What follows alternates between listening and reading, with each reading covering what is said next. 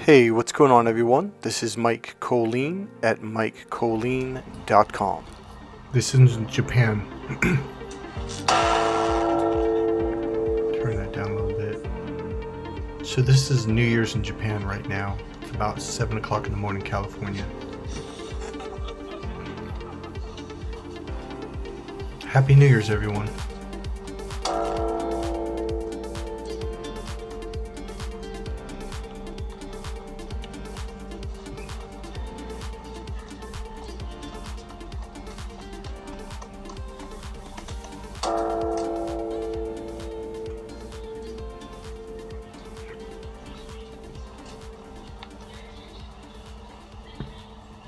Out with the old,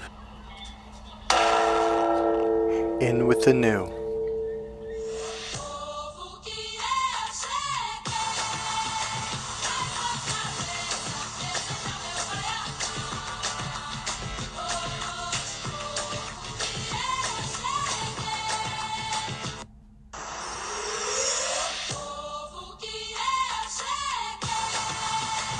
Okay, some came to me about 2 nights ago, and it was the word bang.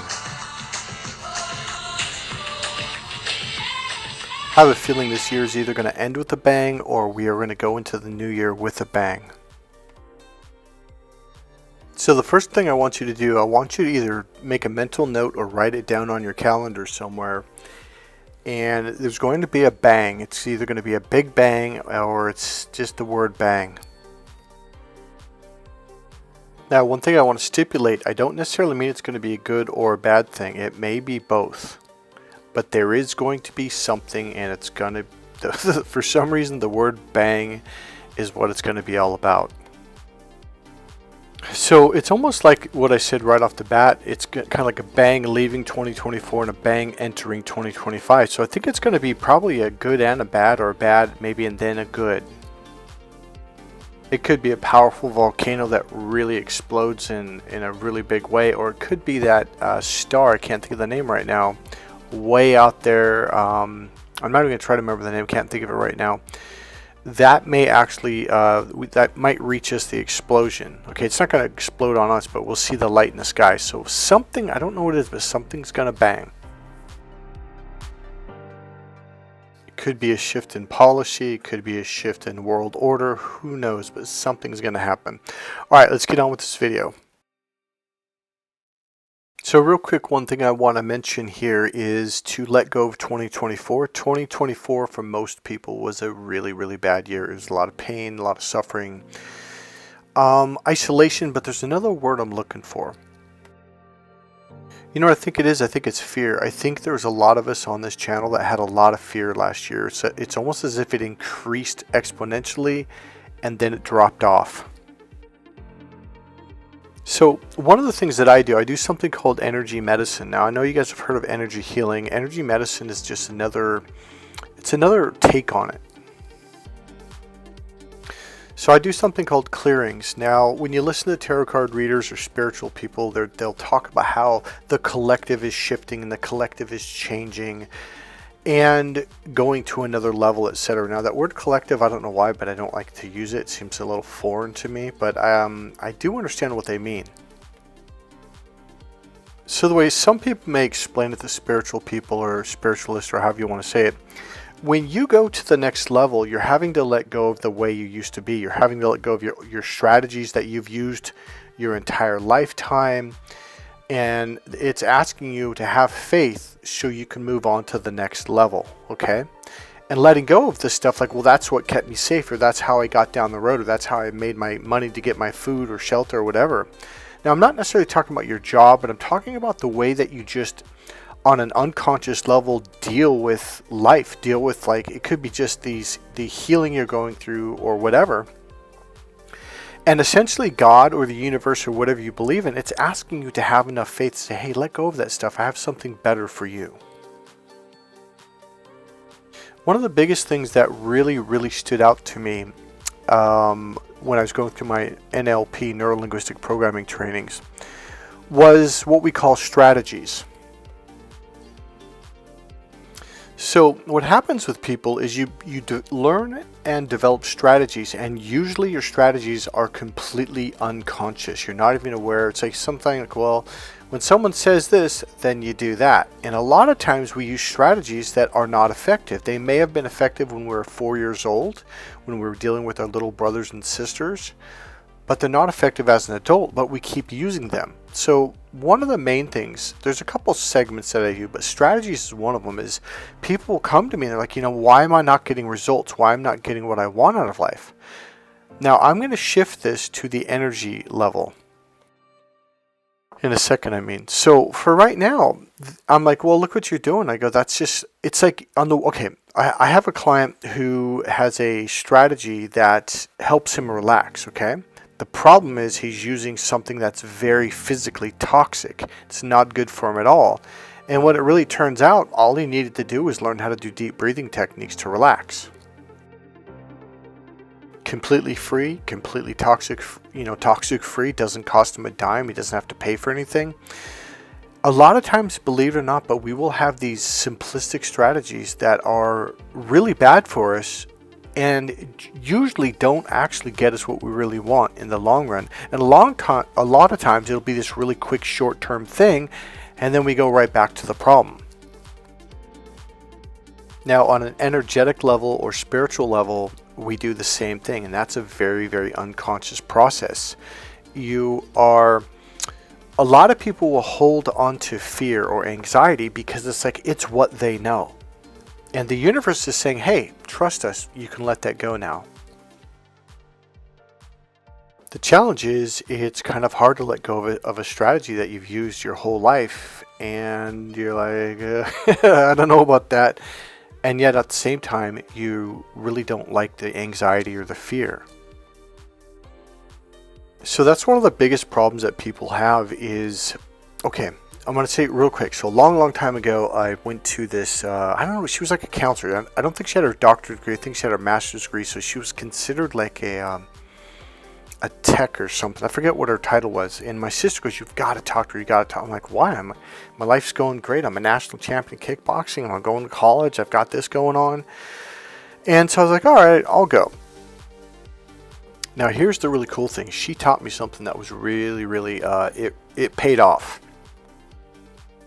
So she had said, Michael, because she talked to my sister had told her a lot of stories and what had happened in our family. She goes, Michael, is there ever a time in your family, or has there been, when everything was fine, the bills were paid, nobody was in trouble at school, all the kids had good grades, and there's plenty of food on the table, and the mortgage or the rent was paid? I'm like, well, yeah, of course there's been times like that.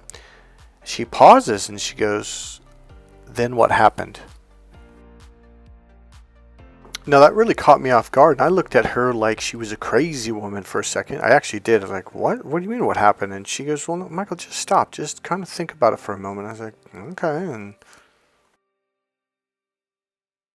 so I kind of pondered a bit, and then it hit me out of the blue. Like really quick, it hit me, and I was like, oh.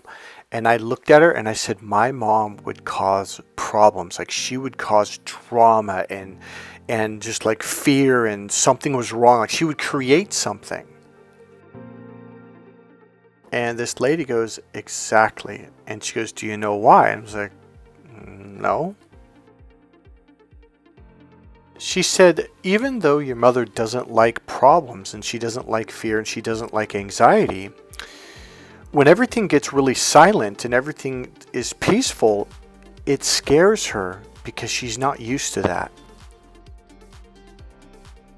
Now that kind of really threw me off guard, and I'm like, what are you talking about? Like, what do you mean? Why would that scare her? And she said, because, Michael, even though she wants peace, she wants the bills to be paid and all the kids to get good grades at school and not get in trouble, etc., etc., the problem is she doesn't know how to deal in that environment. And I was like, well, what do you mean? She said, well, when she's in chaos, she grew up in that. Like, that's what she knows. That's what she's known her whole life. So she feels, even though she doesn't like it, she feels comfortable because she knows how to deal with it. She has strategies to put out all these little fires. So on the one hand, she wishes her life was better, she had more money, things were, peaceful, good, etc. But on the other hand, when she gets to that space, she feels lost because she doesn't have any strategies of, well, how do I deal with this?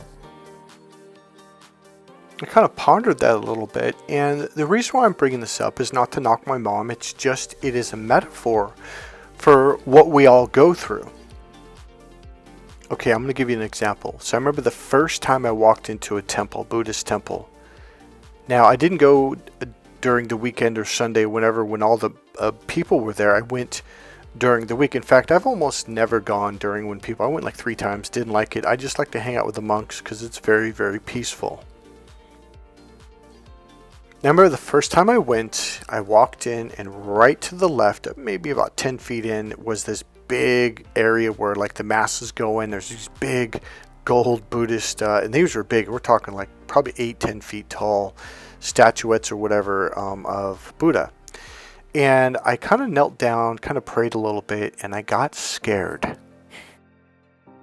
And at first I was like, oh, I don't know about this. I think I'm out of here. And I kind of stopped myself because I actually was scared. And I was like, my first thoughts like, is this evil? Like, what is this? And I kind of thought about it and went to my NLP, like, okay, tune in. Like, what are you experiencing? What are you feeling? I was like, oh, nothing. It's just peaceful. Like, but I mean, complete, what's the word I'm looking for? Like, there's no energy. There's no vibration. There was just nothingness. It was complete peace. It was complete calm. And I had this realization, it's like, wow, I almost left because of peace. Now, here's the deal. Most people live in a chaotic mind. So when they come around me, it can scare them. They're just like, something's different. It's because my eyes don't ping pong. Most people's eyes ping pong, but it's not just that. There is nothing in my brain. There's no chatter. Chat. You're thinking. I don't have that. Not only do I not have that in my mind, I don't have that in my heart or in my body. For a lot of women, it's very attractive. It's calming. It's soothing. I would say for people that do not have that clarity and they have a real chattery mind, it can be very scary to them. The same way when I went into that Buddhist temple, like, whoa. See, here, once I got to the level of meditating for hours and hours, there was this clarity about me. And when I was in the same temple one day by myself, the monks were actually in the back in the other rooms, but I was in the main area by myself, which was kind of nice. That's one of the reasons why I like to go there, is, find this peace. Is I remembered the first time I walked in, it's like, oh, that's right. When I walked in, I was actually scared of the peace. Now, here's the difference. I don't just mean it was quiet, nobody was talking, nobody was banging on things. No, I mean it was beyond that. It was, okay, whenever you're around someone like me or like a Buddhist monk who's really clear, there's no thoughts in their head. So you just kind of like, well, what are they doing? It's not even conscious. Most people, you're so used to dealing with people that have all these thoughts ping-ponging and ping-pong in their head and in their heart and ping-pong all over the place, and they're thinking this, thinking that, and they're just like, holy shit. Like, when I get around most people, like, man. And then when you get around someone with absolute clarity, they're just solid, they're grounded, there's nothingness inside. It's different. So first of all, I want to say this. Let this be the way you look at the year 2024 and the entire past. It's nothing but chatter. It's nothing but energy ping-ponging off the walls. Let it go. And then turn and look towards the future, towards the year 2025, and see the light and see the energy. Because when you have this clarity, when you have this nothingness inside, you have complete awareness of everything around you and within. When you listen to someone talk and you have no chatter in your head, you hear them fully and completely. Not only do you hear their words, but you can hear them. See, I don't really listen to the words of people. I do two things. One of the first things, NLP is a 3D metaphor slash example for the energy slash spirit world. It's kind of a launching board into the energy healing and spiritual world. So one of the greatest things they taught us in NLP was to listen to the communication behind the words. Listen for their intention. One of the things we learn about words is words are extremely limited when it comes to communication. Words are only 7% of meaning. The rest of communication really is unconscious because it's your body language, it's your facial expression, the tone, tempo, pitch, speed, the way you say it, the timbre of the voice. All of this combines to 93% of communication. That's a very NLP thing. But when I mean to listen to the communication behind the words, like what are they trying to communicate? Just have like an open awareness of that. Like literally, it's imagine looking past and over the words to going, okay, what is the communication that they're trying to communicate behind the words? Just start doing that in an open way. If there's one thing you get from this video, take that. Now here's the thing, when I first learned that, I was like, it was kind of intimidating. Like, I can't do that. So really, to be honest with you, I just tried to do it one day and I kept doing it, and eventually it was really pretty fast when it happened. It's like, you start to have a deeper understanding of what someone's actually trying to communicate when you look for the meaning behind the words. When you're looking for what are they really trying to communicate. Like you can literally ask yourself that. So I know these words are coming at me in their body language, but what is the expression? What is the communication behind the words? You can literally say that to yourself while you're listening to someone. Because what it does is it sets the intention inside you to look for the meaning. Another word you can really use or look for is intention. What is their intention? That'll help you see their intention as well. So when people come to me, mostly men, because men are the ones that really have to develop communication, but women, this next segment, you can learn this as well. It's very important. Is to just literally silence the mind, to silence your heart and your body. Now here's the deal about me. When I'm going to do something, I'm going all the way. So the first thing I learned is the more you meditate, by the way, the internal awareness techniques, those are techniques that help bring you to this space of openness and silence inside. Now, if you combine that with looking for the intention or the communication behind the words, all of a sudden you understand people a lot better. Now, on the other side of the fence, you start to understand your own thoughts and your own emotions and your own feelings as well. You start to become aware of yourself, and this is the beginning of the healing process. This is the beginning of consciousness. The more aware you become of yourself, the greater awareness you have of others around you. Now, energy healing massively increases this silence inside you. But the way it does it, it will bring up an issue fully and completely to where you're not silent inside and you're very aware of it and you're very and it kind of freaks you. Okay, it really freaks you out. Clearings are really hard to go through. What do they call it? The tower, the collapsing of the tower, falling tower, whatever, dark night of the soul. Like, it's like you're going through these over and over and over. So I've been doing this for 30 years. It is a really difficult thing to go through it. But when you get through it, each piece, you have absolute clarity, especially about that issue.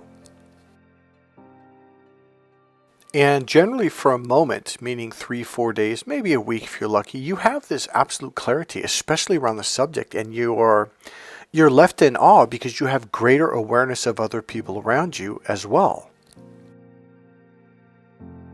So when you go through these clearings, each piece is healing, and now it can come back home, meaning the energy from that, call it a little part or a ball, can come back inside you. It's like a drop of water that left your, your glass or your pitcher a long time ago, and it was outside of your energy field or your body. Now it comes back inside your energy field / body, and now you're one drop more complete, one drop more whole. Okay? The more you do this, the more solid and grounded you become. It's like you gain greater clarity and you become more grounded. So if you do this for a long enough period of time, like one drop, then another, and after years and years and decades of doing this, you become a really solid and grounded person. That doesn't mean you're completely healed and you're not going to go through another one, but you become this very clear person in comparison to the average person, and you're very solid. It's exactly like when I went into the temple and there was no energy movement, there was no noise, there was nothing, there was clarity, absolute clarity. Now, for people that are narcissists, when they get around someone like me, they kind of flip out, because here's what happens. Because of my absolute clarity and silence inside, it causes them to see themselves. They become very aware and very conscious of their own lies, their own whatever. It could be beliefs, it could be the way they view things, the tactics and things they do, and they start to realize, like, oh God, that's really messed up. See, in their mind, they're living this lie of, oh, I'm perfect and I'm good, but that's kind of like a mask that they wear, even to their own selves. Like they're constantly trying to lie to themselves. So when you get around this purity, this silence, you become aware of everything that's behind that. You become aware of everything that's inside. Again, another good example is when I went to temple that day, and I was in the temple room, or whatever you want to call it, all by myself. It was a pretty big room. The ceilings are really tall, etc. Very wide left and right, all the way very deep. And I was just in the middle of this, and the silence caused me to notice, oh, I've got a little bit of sadness in my heart and in my solar plexus. I noticed I had a little bit of tightness in my gut. You become very aware of the things that you've been walking around with your whole life and had no clue. Now, one of the experiences that really helped me to find this silence, this space of nothingness, was I went to San Francisco with my girlfriend to Dr. Chen. Dr. Chen is a really, he may not be around anymore. He was pretty old back then. This is more than probably 30 plus years ago when I first went. I remember the first acupuncture session. I mean, I walked out of there. I just sat in my car, and my girlfriend would talk, like, don't talk. And even Dr. Chen told her, like, don't talk, just take him to a beach, let him just look at the waves, don't talk, and tell people not to engage. And that's what we did. We just went to the beach, and I was so mellow, and I felt so good inside. So essentially what he did was he turned off the thinking part of my brain, and it lasted for about 3 days. There was no chatter, there was no thinking, there was just awareness of the birds, the trees, the ocean waves, crashing on the beach, on the sand, and it was peaceful. It was peaceful inside. And because of that, I had an awareness of what was going on around me, and it was a really, really good experience. I even began to have an awareness of my own self, which is a really good feeling. It was like coming home. That is probably the best way to explain to you the work that I do with you. This is one core piece, a third of the work that I do with people. So when I'm talking about internal awareness and emotional grounding and stuff like that, the course that I teach, this is what I'm talking about. Like, this is probably the best way I've ever explained the work that I do when it comes to energy healing and emotional healing. And yes, I can do this over the phone. We can also do it in person.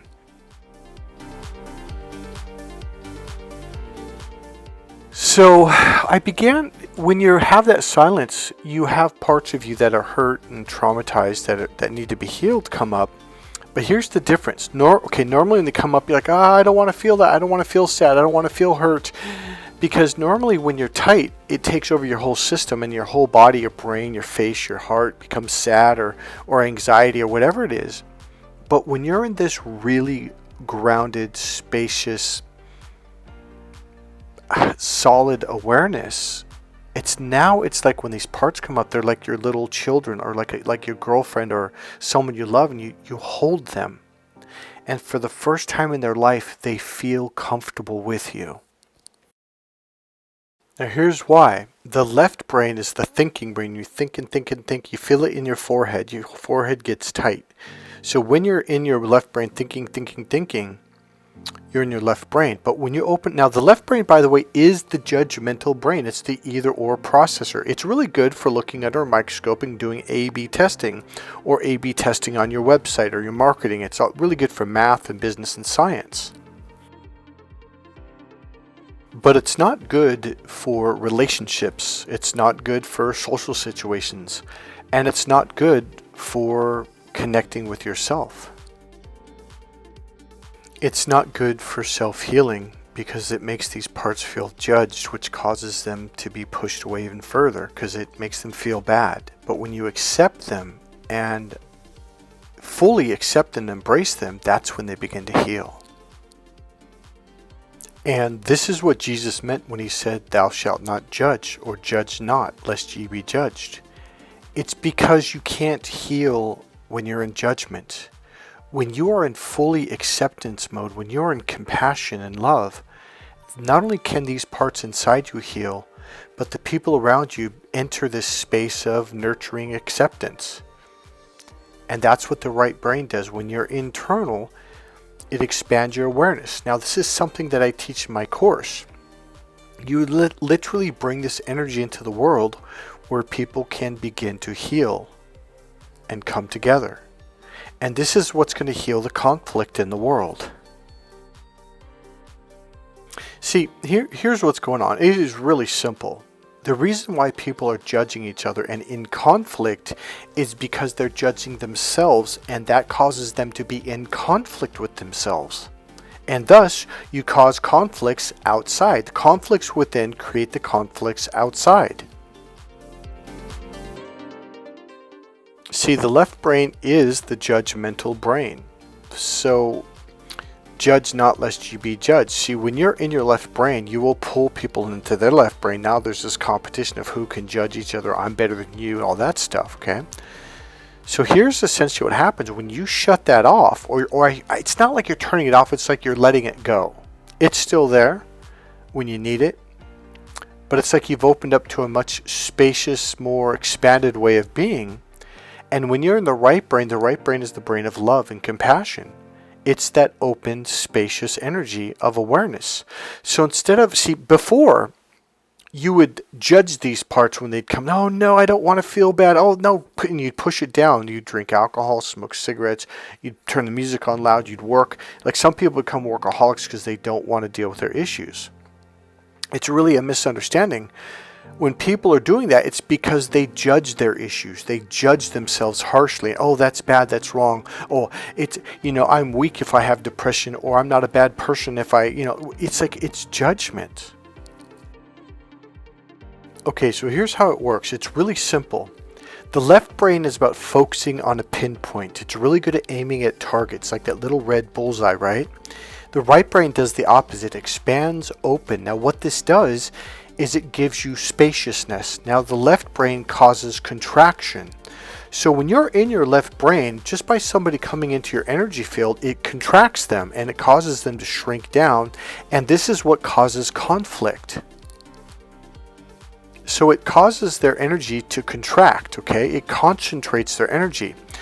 And when you do this to your own parts, they contract and they pull away from you. And this is what causes conflict in the world. So when you do it to yourself, you're doing it to others. So when you master the art of expanding your own awareness around you, it causes the atoms and the molecules to expand and to have spaciousness so they can freely flow. When you do this around other people, they go into that same space and they feel comfortable around you. Remember, evil or hate is concentrated or contracted energy. Love is expanded energy. Expanded awareness causes you to go into this compassionate, accepting space. People love to feel accepted. So when you're in your logical brain, you're closed off. Even if you don't mean to be, you could be following the rules and doing the right things and shaking hands and doing all the but they don't feel accepted. They don't feel received. That's probably a better way. You have to open up in order for them to feel received. It's when people feel received is when they feel accepted. This is how you make the world a better place. Now here's the funny part. The way you do this is by opening up to yourself and receiving yourself. This is the way. This is the internal way. This is what Jesus meant when he said, look within. See, a lot of people are external, so they try to change other people while you have the conflict going on inside. It's like, that doesn't make any sense. How can you change them if you bring conflict into the energy, into the space? All I'm doing essentially is helping you to open up to the right brain system, which goes all the way down inside your body. This is why it's called look within. When you look within, it turns on this system. This is the open system. This is the receiving system. This is the social brain. See, if people could get into the system, we would all get along because there's no conflict here. This is where you have open spaciousness. This is where people feel comfortable in their own skin. And when you feel this open, expansive comfort around you, people feel comfortable around and within your energy, and they begin to open up. This is the way it works. The world can be at peace right now. I've been doing this for decades at this point. Whenever I get people to open up to receive others, we can go out in public, and all of a sudden the whole dynamic of a room, a bookstore, a coffee shop, a club will completely shift from judgment to love and compassion. And all of a sudden people start to smile, their bodies, their shoulders drop down, they relax, they breathe deep, and everyone starts to get along, because instead of judging each other's every word and every tone and every body language, it becomes understanding their expression, receiving their communication, and coming from a place of understanding. So instead of coming from a place of conflict and judgment, you come from a space of, well, who are you? Where are you from? What do you have to offer? It's kind of like two scientists coming together in the right brain way and sharing with each other, like, how can we make a better spaceship? How can we make a better medicine? How can we make a better computer? How can we make a better this? All of a sudden you begin to share ideas, you begin to share your thoughts and your feelings and things from your culture and from your country, from your school versus your school, and all of a sudden we begin to work together because you're coming from a place of interest and curiosity, because that's the right brain. The right brain's about love, compassion, understanding, open awareness, interest, curiosity, etc., etc. It makes life very interesting. And it makes the world a better place. And once again, ladies, since I was a child, this is what you have been telling us your entire lives. Once again, you're right. The wisdom of the right brain is absolutely incredible, and it will make the world a better place. Now, admittedly, this is something you're going to have to learn how to do. This is what I teach in my internal awareness and emotionally grounding class. This portion of my course completely changes people's lives in the dynamics of their business and everyone they deal with. By the way, this absolutely increases your sales because it teaches you to open up your energy so you can receive people, including them buying your products or service. So this whole journey of compassion, love, and consciousness is... It's like after I do energy healing sessions or coming out of the acupuncture, it was like, instead of feeling bad, instead of that little part, hurting my gut or my solar plexus and my whole body and tightening up my forehead, it was like a little puppy or a little rabbit or a little child that I would just pull into my heart and I would love, and it would feel good and I would feel good. And here's the interesting thing. The minute you begin to accept these wounded parts that were traumatized and broke off, they begin to heal. And here's what it is. They realize that they have been finally accepted by you. And now they can heal and let go. and now their energy can come into you and become one, just like when you put a drop of water into a glass of water.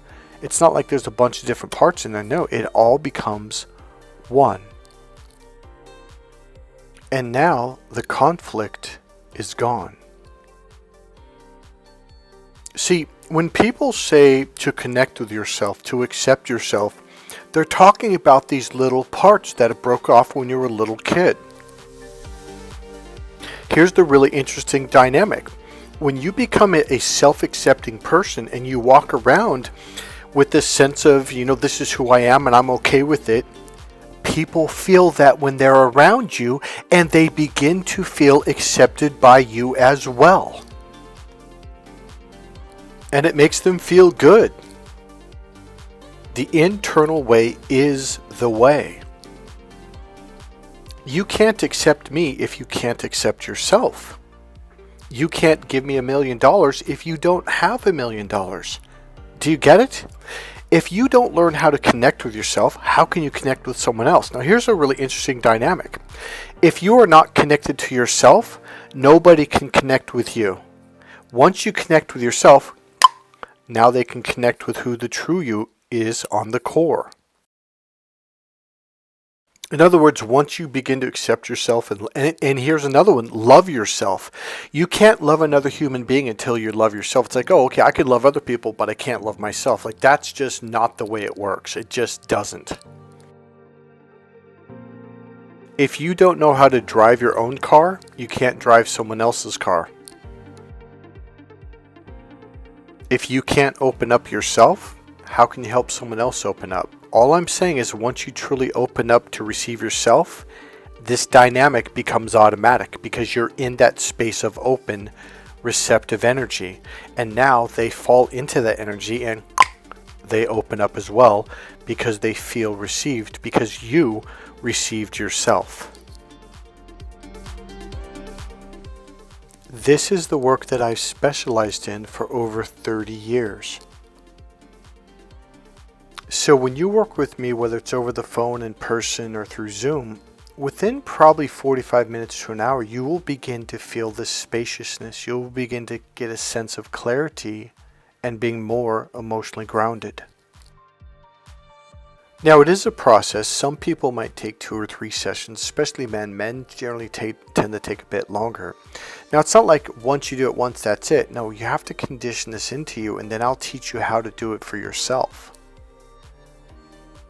So I could logically teach you the steps on how to do it. Now, there's a bunch of different techniques, so it's not like there's one set of steps. There's a series of them that you progress through. The challenge is that really probably won't get you where you need to be. So when you first work with me, I'm using my actual energy and I'm grounding myself while I'm talking to you. I'm kind of doing this kind of an ebb and flow back and forth where I'm tuning into your energy and tuning back into my energy and bringing myself back down and down and down until your energy gains a level of rapport with mine, and then I lead or guide your energy where to go. Now, if you've noticed, if you've listened to my videos for a while, 4, 5, 6 months or whatever, even a month, you'll notice that you feel better. Do you want to know why? Because I'm such an internal being and I'm coming from inside and self-connected, it guides you into that energy simply by listening to the video. And thus you begin to connect to yourself and you feel a lot better. If you want to help your friends, if you know people that have anxiety, they have fear, they're having problems in their life, have them listen to my videos, have them watch my videos. It will help them shift their energy and help them to continually condition into themselves to being more and more emotionally grounded. And they might actually learn something. So go ahead and refer my videos to your friends and family and people on Facebook, etc., your social media.